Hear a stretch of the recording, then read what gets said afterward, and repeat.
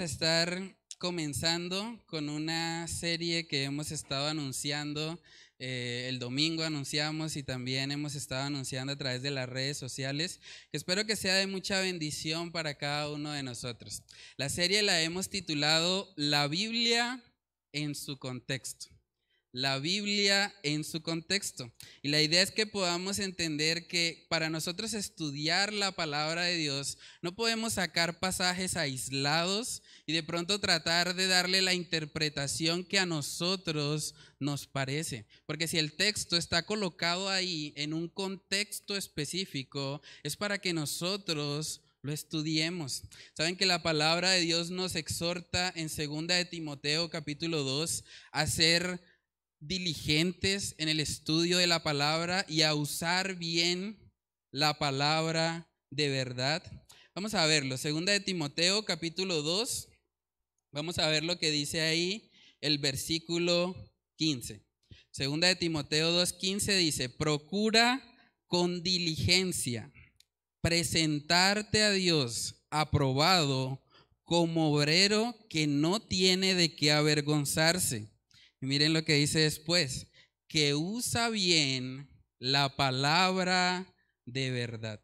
Ese es el eslogan que le hemos colocado a la serie, usando bien la palabra de verdad. Y es que si nosotros no utilizamos correctamente las escrituras, eso puede llevarnos a comportamientos que de pronto sean inadecuados o comportamientos que vayan en contra a la voluntad de Dios revelada en su palabra. Entonces vamos a orar y vamos a pedirle al Señor que sea Él el que nos dirija, que sea Él bendiciendo esta nueva serie que vamos a arrancar y que sea su palabra la que siempre nos guíe a toda verdad.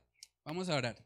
Padre, te damos muchas gracias, Señor, por este momento, por la oportunidad que tú nos concedes, Señor, de poder estudiar tu palabra, de iniciar esta nueva serie, Señor. Yo te pido que seas tú glorificándote a ti mismo, Señor, a través del estudio de tu palabra, que podamos entender la importancia de hacerlo siempre con diligencia, Señor, de escudriñar cada detalle, Señor, que tú nos has dejado en tu bendita palabra, Señor, para que podamos ser guiados por ti, para que sea tu palabra esa lumbrera a nuestros pies y esa lámpara a nuestros caminos, Señor. Oramos para que tú obres en nuestras vidas, que tú te glorifiques, Señor, a través de lo que vamos a estar estudiando hoy y todos los martes de aquí en adelante, si tú así nos los permites, Señor.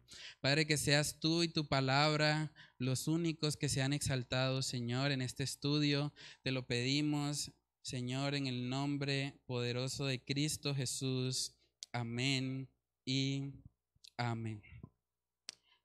Bueno, hermanos, vamos entonces a comenzar con esta nueva serie. La hemos titulado La Biblia en su contexto. Entonces, lo primero que vamos a estar viendo en el día de hoy es la importancia de examinar el contexto cuando vamos a estudiar la palabra de Dios. Voy a hacer una pequeña ilustración respecto a eso.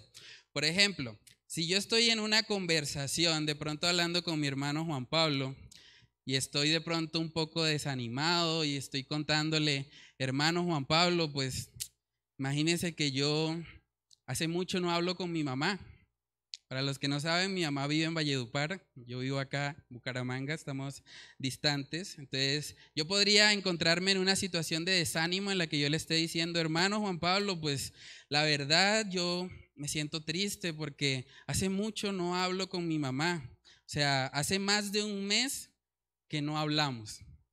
Si yo le estoy diciendo eso al hermano Juan Pablo y pasa alguien en ese momento y solamente escucha la frase hace más de un mes que no hablamos y me ve triste, esa persona podría pensar, el pastor está mal con la esposa. Hace más de un mes que no hablan. Yo lo escuché, se lo estaba diciendo a Juan Pablo, tenía la cara triste. ¿Saben qué? Eso que les acabo de decir es consecuencia de tomar una frase sin escuchar el contexto, ¿cierto?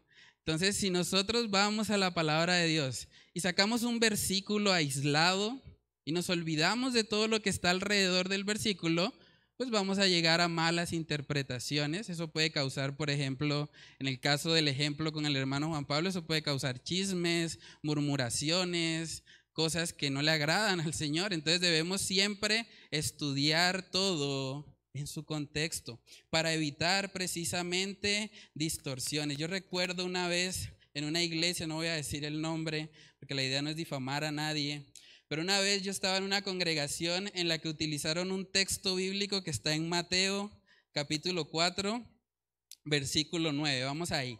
Mateo capítulo 4, versículo 9, miren lo que dice. Y le dijo, todo esto te daré si postrado me adorares. Yo escuché al predicador ese día decir, visualiza todo lo que tú quieres. Y Dios te dice hoy, todo esto te daré si postrado me adorares. Pero cuando uno va y mira el contexto de ese pasaje, ¿saben que el que está hablando es Satanás? Satanás está tentando a Jesús diciéndole eso, todo esto te daré si postrado me adorares. Entonces ese es un ejemplo de cómo una mala utilización de un pasaje, cuando no miramos el contexto en el que está escrito, puede llevarnos a cometer muchos errores. ¿Saben que muchos ateos se atreven a decir que la Biblia tiene errores? Pero cuando uno habla con ellos se da cuenta que lo que ellos llaman errores en realidad es falta de hermenéutica, es falta de un estudio apropiado de las escrituras. Voy a mostrarle algunos ejemplos de eso. En Josué capítulo 10, nosotros vemos que Josué dice ahí en un momento que el sol se va a detener. Y muchos ateos y gente escéptica dice, si ve, la Biblia está mal. ¿Cómo así de que el sol se va a detener si el sol está quieto y los planetas giran alrededor del sol? Pero cuando nosotros estudiamos el pasaje en su contexto, tenemos que entender que Josué fue un personaje que vivió más o menos 1400 años antes de Cristo. Josué no estaba dando una clase de astronomía. Josué estaba enseñándole al pueblo de Israel lo que Dios iba a hacer. Vamos a verlo.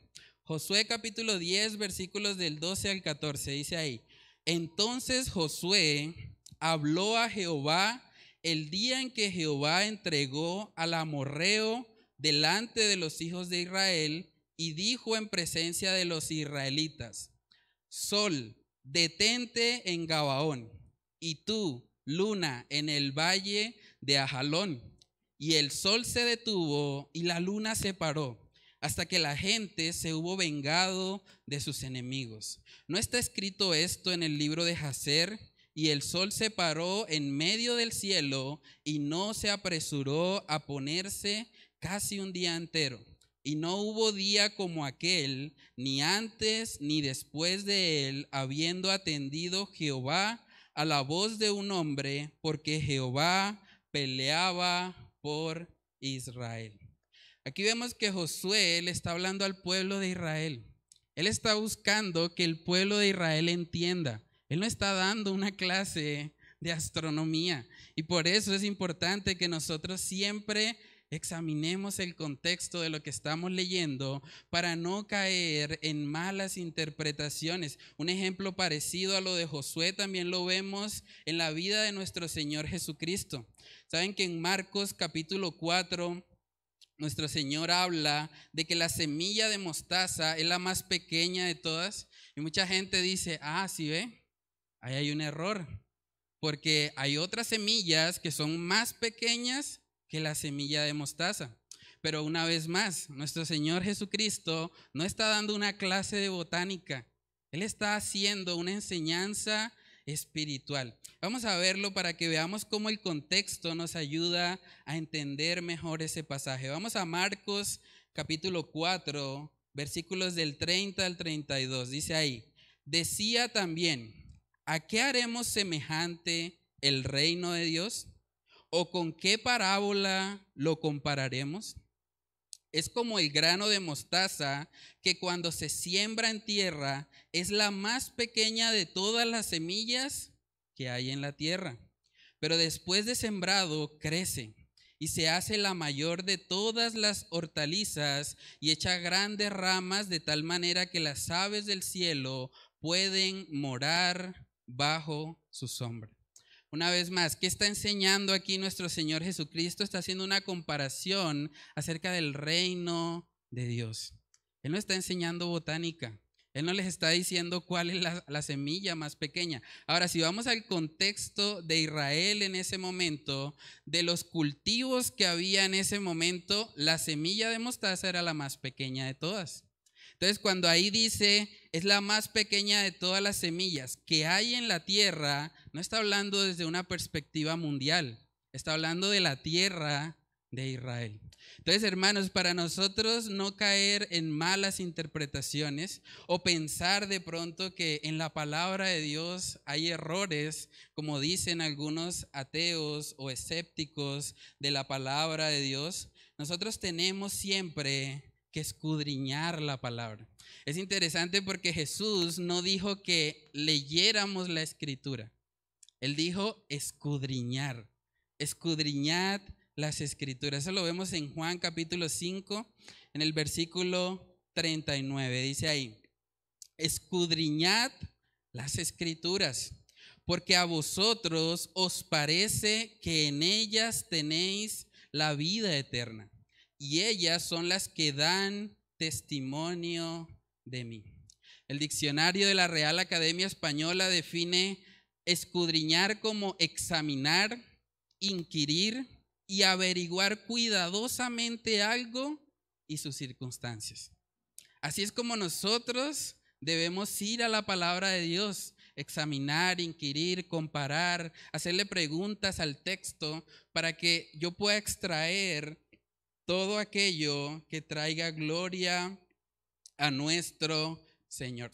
Voy a mostrarles una imagen para que podamos tener claro cómo es este proceso de interpretación de la palabra de Dios. Aquí tenemos unos círculos, ¿sí? Podemos ver que en el centro está el versículo bíblico. Pero para yo dar una interpretación apropiada del pasaje, yo tengo que mirar cuál es el contexto inmediato de ese pasaje. El contexto inmediato es lo que está por encima del texto y por debajo del texto. Yo tengo que mirar cuál es el tema, qué es lo que está hablando. En el caso de Jesús, está hablando de una actual. ¿Cuál es el tema? ¿Qué es lo que está tratando? Siguiente círculo, el contexto del libro. Nosotros tenemos que mirar cuál es el tema central de ese libro y cómo esa parte que yo estoy estudiando encaja con el propósito general de todo el libro. Tenemos que hacer ese estudio, ese análisis para que no cometamos el error de tomar el versículo fuera de su contexto. Y por último, también tenemos que mirar el contexto. Hermanos, todo hombre mentiroso. Nosotros en la palabra de Dios tenemos 40 escritores diferentes, pero hay un solo autor. El autor es Dios. Dios es el que inspiró las escrituras. No puede haber contradicción en él, porque Él es un Dios de verdad. Jesucristo mismo dijo, yo soy el camino, la verdad y la vida. Entonces, si nosotros estamos haciendo una interpretación que va en contra de lo que enseña la Biblia en general, estamos interpretando. Hay una serie de preguntas que nos pueden ayudar precisamente en el estudio de la palabra de Dios en su contexto. Voy a leerles algunas. Podemos preguntarnos, ¿quién es el que está hablando? Eso es muy importante, saber quién es el autor, qué está diciendo. Número 2, ¿a quién se dirige el texto? La palabra que estoy estudiando en ese momento, ¿a quién fue dirigida? ¿Quiénes eran los lectores o la audiencia original que iba a escuchar ese texto? Número 3, debemos preguntarnos cuál es el contexto geográfico, histórico y cultural de los receptores del texto. Por ejemplo, en el texto de Jesús sobre la semilla de mostaza, ¿a qué hace referencia? ¿Cómo eran los cultivos en Israel en ese momento? Eso nos ayuda a tener una interpretación más apropiada. También podemos preguntarnos, ¿qué está tratando de enseñar el autor a la audiencia original? O sea, ¿qué deberían haber aprendido aquellos que recibieron ese mensaje por primera vez? Podemos preguntarnos, ¿cómo deberían haberlo aplicado? ¿Qué obstáculos tendrían esas personas para aplicar la enseñanza que estaban recibiendo en ese contexto? Y por último, también podemos preguntarnos, ¿cuál es la aplicación o el principio bíblico que podemos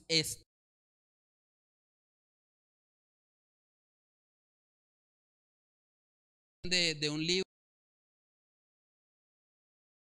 eficaz de la Biblia de Gordon?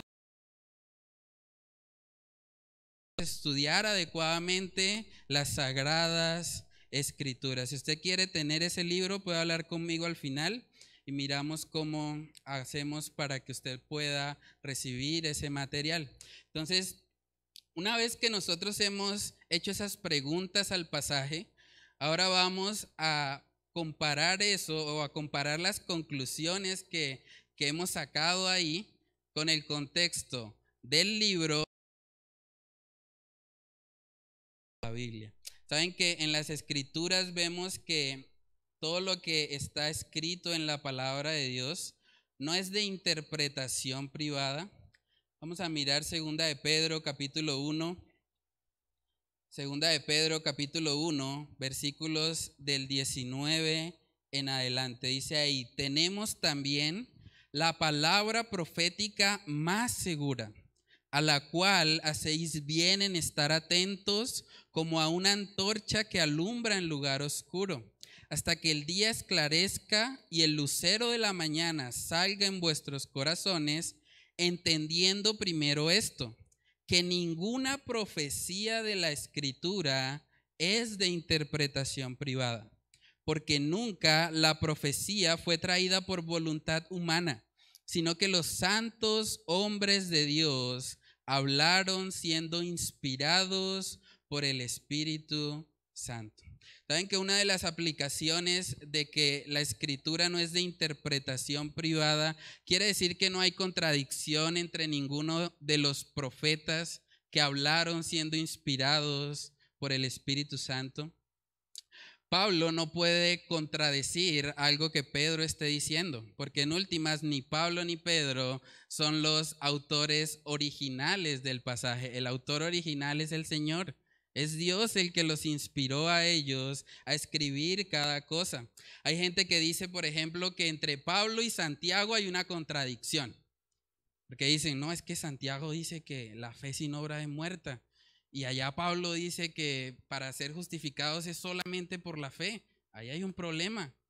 Pero saben que cuando nosotros estudiamos ese pasaje y vamos a hacerlo con más detenimiento durante esta serie, podemos notar que realmente Pablo y Santiago no se contradicen entre sí, antes se complementan a lo que Dios quiere enseñar. Hermano, la palabra de Dios enseña que el Espíritu Santo es el Espíritu de verdad. Es el Espíritu de verdad, por lo tanto, no puede haber contradicción en las Escrituras. Vamos a Juan capítulo 14, versículos del 16 al 17. Juan 14, 16 dice, y yo rogaré al Padre y os dará otro consolador para que esté con vosotros para siempre. Y miren cómo lo describe. El Espíritu de verdad, al cual el mundo no puede recibir porque no le ve ni le conoce, pero vosotros le conocéis, porque mora con vosotros y estará en vosotros. Para poder interpretar adecuadamente las sagradas escrituras. Otro aspecto importante y que no quiero pasar por alto, a veces en los libros de hermenéutica se enfocan mucho en los métodos o en las técnicas apropiadas para interpretar. Pero debemos entender, hermanos, que la interpretación de la Biblia no es solamente un ejercicio intelectual. No es solamente un ejercicio de nuestra mente, de nuestra razón, es un ejercicio espiritual. Ese es el segundo punto en esta noche. La interpretación bíblica no es solamente un ejercicio intelectual, sino espiritual. Hermanos, saben que cuando nosotros nos vamos a la palabra de Dios se nos habla acerca de algunos personajes que conocían mucho las escrituras, pero aún así no conocían al Dios de las escrituras. Estoy hablando puntualmente de los escribas y los fariseos. Hablamos hace 8 días de la historia que se presentó entre un fariseo llamado Simón y una mujer pecadora. Vamos a mirar Mateo capítulo 23 para ver la exhortación que el Señor Jesús le hizo a ese tipo de personas.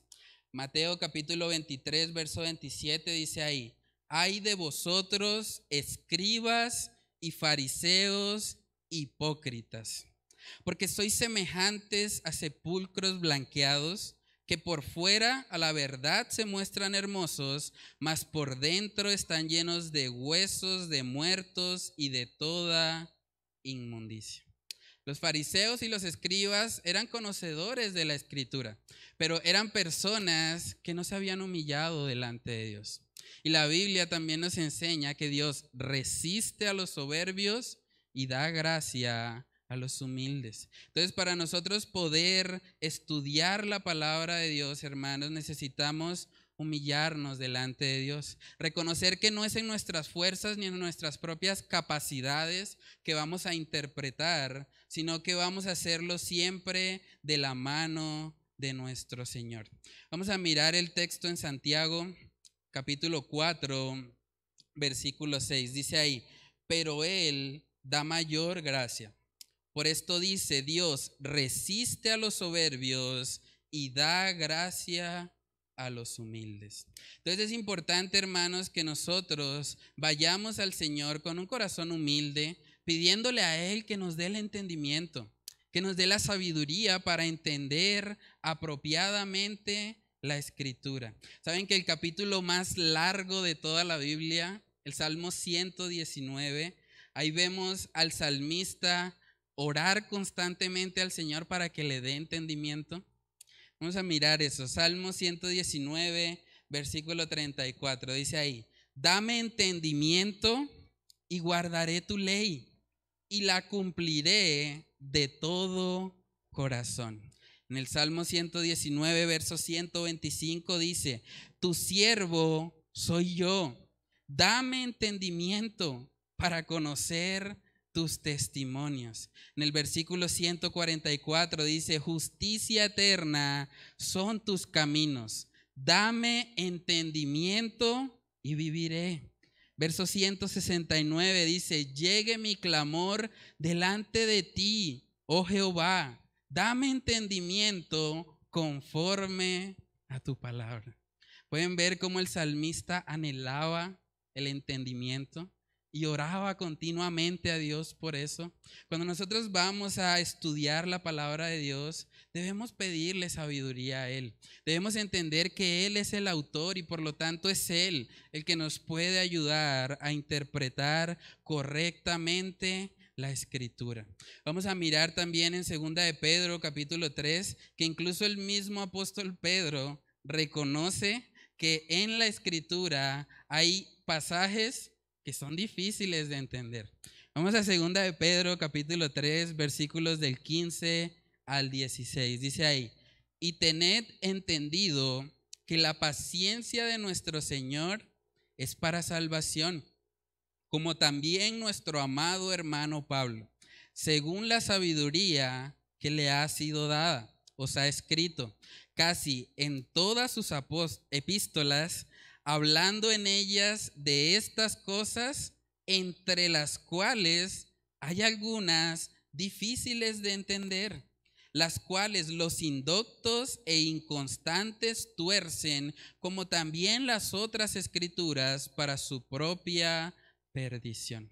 Aquí vemos al apóstol Pedro reconociendo que en las cartas de Pablo hay algunas cosas difíciles de entender, pero saben que ante esa dificultad lo que nos exhorta la palabra de Dios es a buscar más del Señor, es a pedirle sabiduría a Él. En Santiago también, capítulo 1, dice que nosotros cuando estamos faltos de sabiduría, debemos pedirle a Dios. Santiago capítulo 1, versículos del 5 al 6, dice ahí: y si alguno de vosotros tiene falta de sabiduría, pídala a Dios, el cual da a todos abundantemente y sin reproche, y le será dada. Pero pida con fe, no dudando nada, porque el que duda es semejante a la onda del mar, que es arrastrada por el viento y echada de una parte a otra. Entonces, hermanos, si nosotros queremos interpretar adecuadamente las Escrituras, primeramente tenemos que andar en el Espíritu, caminar con el Señor, pedirle a Él que sea Él en su misericordia, dándonos el entendimiento para nosotros poder entender y aplicar correctamente la palabra de Dios. Entonces, con esa introducción, vamos ahora a aplicar lo que hemos estado hablando a un pasaje en particular. Tomé este pasaje porque es uno de los pasajes tal vez más conocidos en el contexto cristiano, pero que es bueno que nosotros veamos cómo se da ese proceso de tomar el versículo, mirar el contexto inmediato, el contexto del libro y luego el contexto de toda la Biblia. El versículo que vamos a estar mirando está en Filipenses capítulo 4, versículo 13. Filipenses capítulo 4, versículo 13. Este es un texto muy común, es un texto que encontramos en muchos negocios. La gente coloca ahí cuando hace su emprendimiento, coloca el versículo bíblico que dice: todo lo puedo en Cristo que me fortalece. Ese es un texto que incluso algunos han colocado cuando juega la selección Colombia y juega Colombia versus Uruguay o Paraguay o cualquier otro equipo y dicen: todo lo puedo en Cristo que me fortalece. Vamos, mi selección. Pero si nosotros tomamos solamente esa frase, todo lo puedo en Cristo que me fortalece, realmente lo que el autor original quería decir era que podemos lograr todas nuestras metas, todo lo que nos proponemos. Vamos a verlo. Lo que vimos en el primer círculo era que teníamos que analizar el contexto inmediato. Entonces vamos a leer unos versículos antes y unos versículos después. Vamos a Filipenses capítulo 4 y ahora vamos a empezar desde el versículo 10. Miren lo que dice: en gran manera me gocé en el Señor de que ya al fin habéis revivido vuestro cuidado de mí, de lo cual también estabais solícitos, pero os faltaba la oportunidad. No lo digo porque tenga escasez, pues he aprendido a contentarme cualquiera que sea mi situación. Sé vivir humildemente y sé tener abundancia. En todo y por todo estoy enseñado, así para estar saciado como para tener hambre, así para tener abundancia como para padecer necesidad. Y en ese contexto llega: todo lo puedo en Cristo que me fortalece. Vamos a ver qué sigue diciendo. Sin embargo, bien hicisteis en participar conmigo en mi tribulación. Y sabéis también vosotros, oh filipenses, que al principio de la predicación del evangelio, cuando partí de Macedonia, ninguna iglesia participó conmigo en razón de dar y recibir, sino vosotros solos. Pues a una Tesalónica me enviasteis una y otra vez para mis necesidades.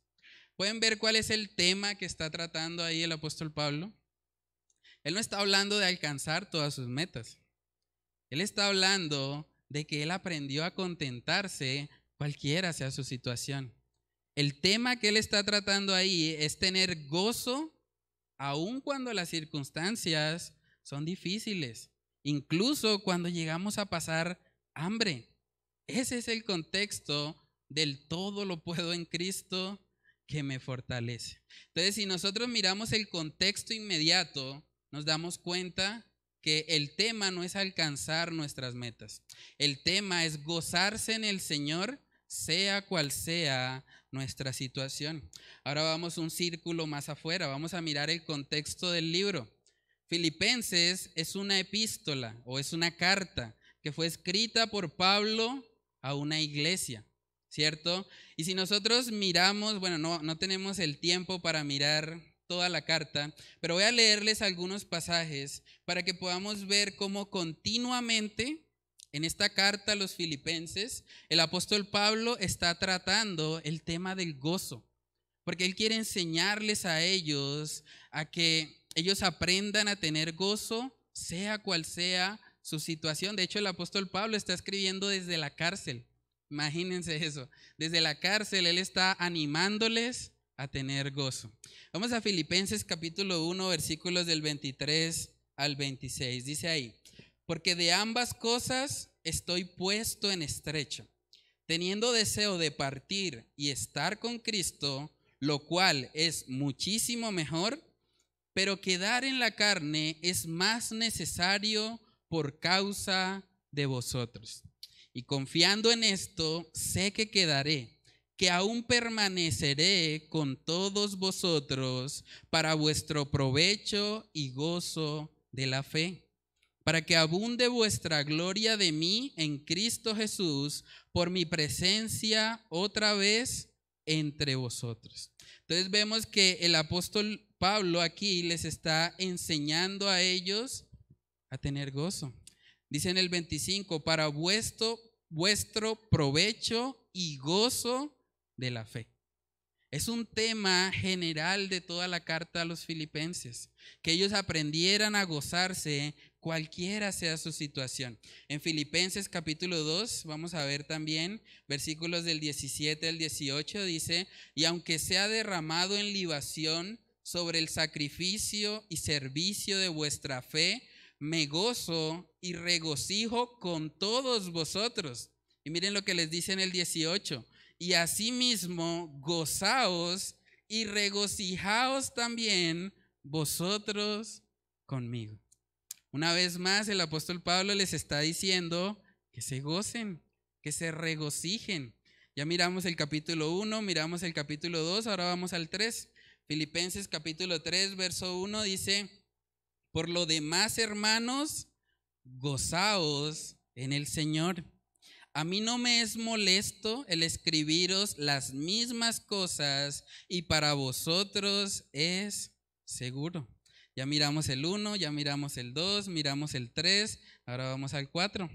Filipenses 4:4 dice: regocijaos en el Señor siempre. Otra vez digo, regocijaos. El contexto del libro nos está mostrando que podemos tener gozo sin importar la situación, sin importar lo difícil que estemos enfrentando. Podemos tener gozo, porque el gozo no viene de las circunstancias, el gozo viene directamente del Señor. Cuando nosotros miramos el pasaje en su contexto, podemos ser edificados y podemos ver con claridad lo que el apóstol Pablo quería enseñarnos. Si ven cómo ese texto, aunque se ha malinterpretado en muchos contextos, realmente tiene una enseñanza tan real y tan profunda para cada uno de nosotros. Saber que aun cuando las situaciones se colocan difíciles, cuando de pronto la situación económica se aprieta en nuestras vidas, podemos tener gozo. Podemos decir junto con el apóstol Pablo: todo lo puedo en Cristo que me fortalece. Pero en ese contexto de gozarnos en el Señor. Ahora vamos a mirar el siguiente círculo, el contexto de toda la Biblia. ¿Qué nos enseña la Biblia acerca del gozo? Hace poco terminamos la serie del fruto del Espíritu acá en la iglesia y vimos en Gálatas capítulo 5, verso 22, que uno de los frutos o un aspecto del fruto del Espíritu es el gozo. Dice en Gálatas capítulo 5, versículo 22, mas el fruto del Espíritu es amor, gozo, paz, paciencia, benignidad, bondad, fe. Entonces aquí vemos que el gozo viene fruto del Espíritu.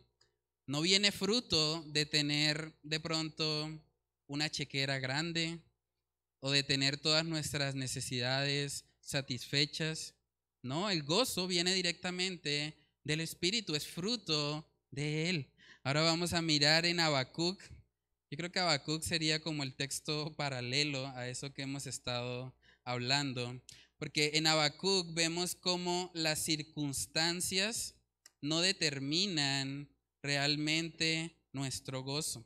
Habacuc capítulo 3, versículos del 17 al 18 dice ahí: aunque la higuera no florezca, ni en las vides haya frutos, aunque falte el producto del olivo y los labrados no den mantenimiento y las ovejas sean quitadas de la majada y no haya vacas en los corrales.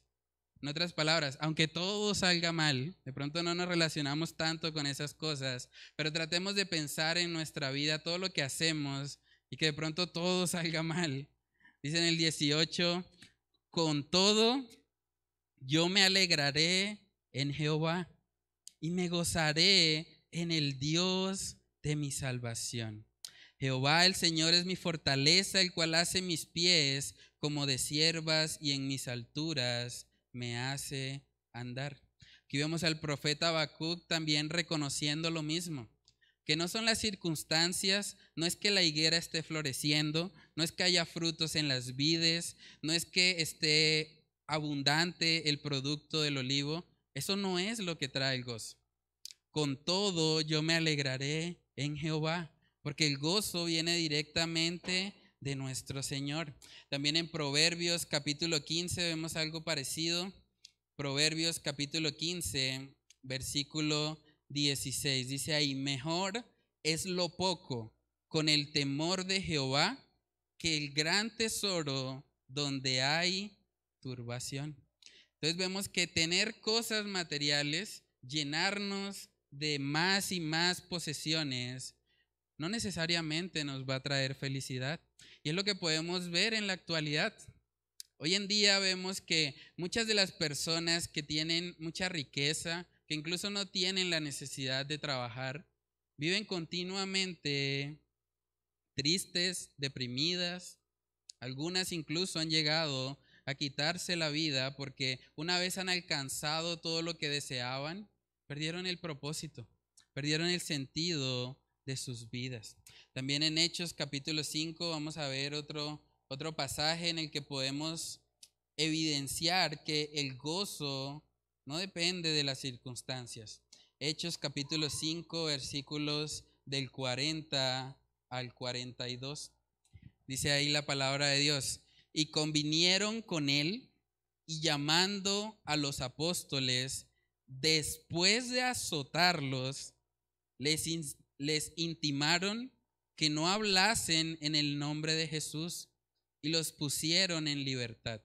Y ellos salieron de la presencia del concilio, miren esto, gozosos de haber sido tenidos por dignos de padecer afrenta por causa del nombre. Y todos los días en el templo y por las casas no cesaban de enseñar y predicar a Jesucristo. Hermanos, ¿se puede tener gozo después de haber sido azotados físicamente? Según este texto, sí. Sí se puede. ¿Por qué? Porque es fruto del Espíritu Santo. Porque estamos en comunión con Él. Ese es el verdadero contexto del pasaje, de todo lo. Como esto no es solamente un ejercicio académico de llegar a la interpretación adecuada, yo quiero preguntarles, ¿cómo está nuestro gozo? ¿Realmente nosotros nos estamos gozando en el Señor? Externas de nuestra vida, que de pronto las situaciones que no podemos controlar sean las que determinen nuestro estado de ánimo. Aquí vemos en la palabra de Dios que podemos tener gozo. Todo lo puedo en Cristo que me fortalece. Puedo tener gozo aún en medio de la situación más adversa, aún cuando las situaciones en mi vida se compliquen, aún cuando se escapen de mi control, aún cuando físicamente sea golpeado, como estos hombres de Hechos capítulo 5, o como Esteban también fue apedreado y predicó la palabra del Señor hasta su muerte, podemos tener ese gozo. Ese acceso está en Dios, está en las Escrituras. Entonces, hermanos, yo les animo, examinemos nuestras vidas, porque si no tenemos ese gozo del Señor, es porque probablemente no le hemos conocido a Él, o porque hay algo de pronto que está estorbándonos, está estorbando nuestra comunión con Dios. Veíamos en la serie de Gálatas que cuando andamos en el Espíritu, el fruto se evidencia. Si de pronto usted ha conocido al Señor, pero tiene problemas para mantener su gozo, es porque probablemente necesita ir más al Señor, necesita tener más comunión con Él, para que de esa manera usted, junto con el apóstol Pablo, pueda decir: todo lo puedo en Cristo que me fortalece. Me gozo sea cual sea mi situación. He aprendido a contentarme. Podemos tener ese acceso si nosotros nos llenamos de la palabra de Dios y vivimos vidas fuertes de oración. Entonces vamos a pedirle al Señor, hermanos, que Él nos ayude a poder ser personas que, así como el apóstol Pablo, aprendan a contentarse sin importar la situación. Vamos a orar. Padre, te damos muchas gracias, Señor, por este tiempo.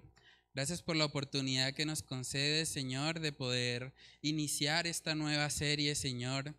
Gracias por mostrarnos la importancia, Señor, de estudiar tu palabra diligentemente, estudiar el contexto en el cual tú nos la diste, Señor, para que de esa manera podamos ser obreros aprobados, que usen bien la palabra de verdad. Yo te pido, Señor, que tú nos ayudes a no solamente hacer esto como un ejercicio intelectual, sino a recordar, Señor, que el estudio de tu palabra debe llevarnos a tener una comunión más íntima y cercana contigo.